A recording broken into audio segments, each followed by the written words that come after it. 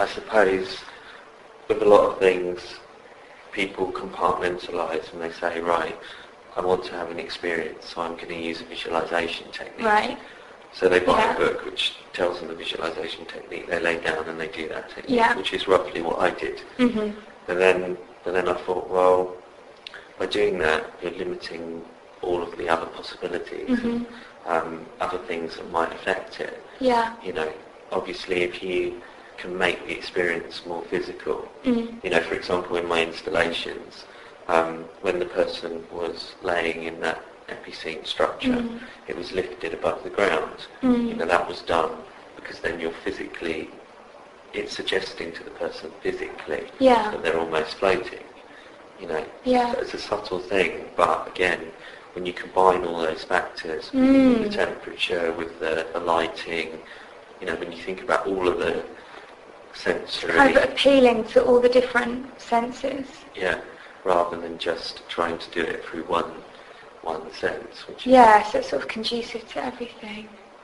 So, which again I see almost in terms of how temples and spaces like that were set up. Yeah, absolutely. Because you walk in, you've got incense, so you've got smell, you've got the music, you've got, you know, the lighting with the stained glass windows or whatever type of temple it is, you know, and statues, and everything's designed to put you into a state of spiritual reverie. It's just fascinating how things like that can affect you so much, because if I just want to sit and try and meditate, I don't even know that I call it meditating, I just try and zone out sometimes, maybe it's the same thing, and just to sit on my own and do that I find quite hard. But as soon as I've literally got a candle or a flame and some incense next to me, I can enter into that.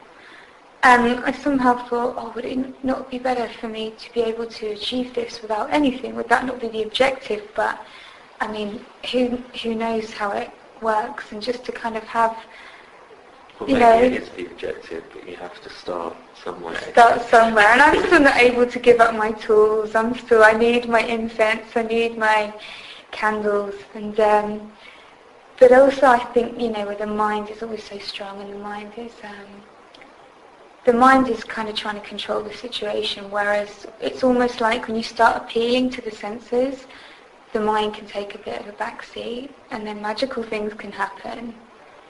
But I think I've spoken to a lot of people who say, I can't meditate, and it's like they try so hard to meditate that the mind isn't letting them.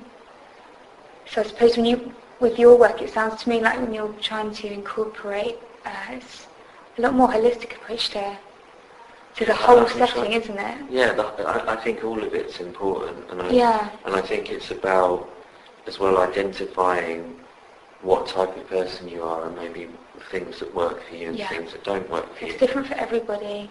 Some people I work with, for example, are very visual, so everything is to do with visualising things, and that works for them. Yeah. And then other people are much more feeling. Yeah. And they want something, an approach that works much more with that. Yeah. You know, or even people who, for example, really love music. I mean, there's a lot of people like that out there. And, you know, why not work with sound? And, you know, there's all different approaches that you can take. It doesn't just have to be in one sort of way. And I think meditation and a lot of practices are the same. Yeah. Because it's worth looking at the environment and how things affect you. For example, people, you know, who can't meditate, as they say, because they can't switch their mind off, they can't stop the chatter. Yeah. You know? If you probe a bit more and say, okay, so what is actually going on there? You know, when you close your eyes, and what are you seeing? And often people will say, I start thinking about some TV program or whatever, and you know, I say, well, maybe turn the TV off for a week, you know. Yeah, quieten. See how that affects you, you know. Yeah. I mean, I got rid of my TV altogether. Yeah. Because I decided it was like junk food for the mind. Yeah. I wouldn't miss mine. I really, really wouldn't. And it's interesting because, you know, the last couple of years I have started like meditating more, and now it's like quite often the TV will be on, and I really, really can't relax with it being on. Even having the sound of it, I'm becoming kind of really impatient with it. Like, I don't want to watch it anymore. You know, occasionally I like to put on, say, a comedy DVD or something that I really love, but I never ever put the TV on for the sake of it anymore. I've kind of completely got out of that habit, and I don't think it was even a conscious thing. I just started finding it a bit unbearable, like quite intrusive, and I've got a really busy mind, and I think it was just feeding that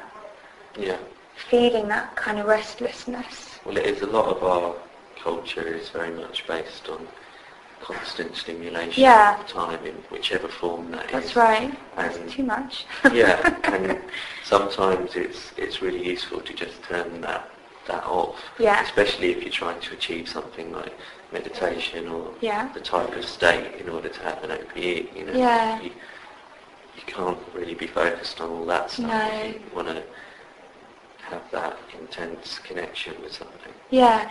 Do you find food makes a difference at all? Because I've had to kind of really change my diet recently, and I couldn't believe the effect that certain foods were having on my ability to sleep and my moods, actually.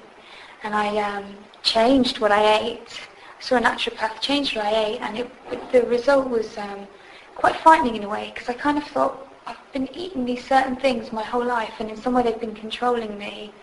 So is that another factor that you think? Well, yeah. I mean, I explored going vegetarian when I started working. About 16, I went vegetarian at the start,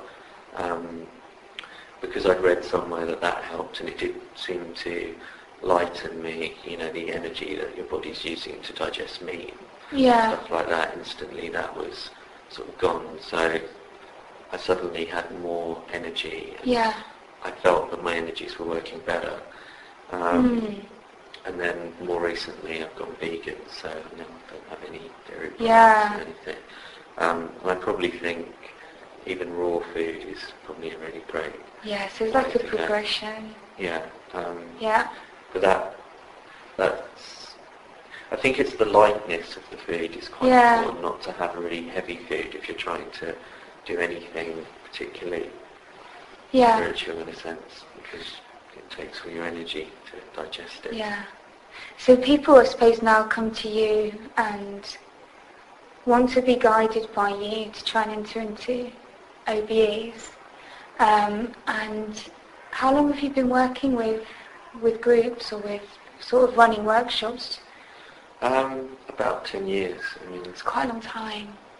It's sort of, I don't constantly do it. I do it when there's something that I think is new and interesting to put across, and I work with the art side of things as well. And I'm also doing a project at the moment with Rupert Sheldrake, who's a researcher into telepathy and other areas like that. So that's kind of how I work. I work across a sort of broad area of things. Yeah, we were talking before that you can't put yourself in one kind of bracket, and people say, "Oh, what do you do?"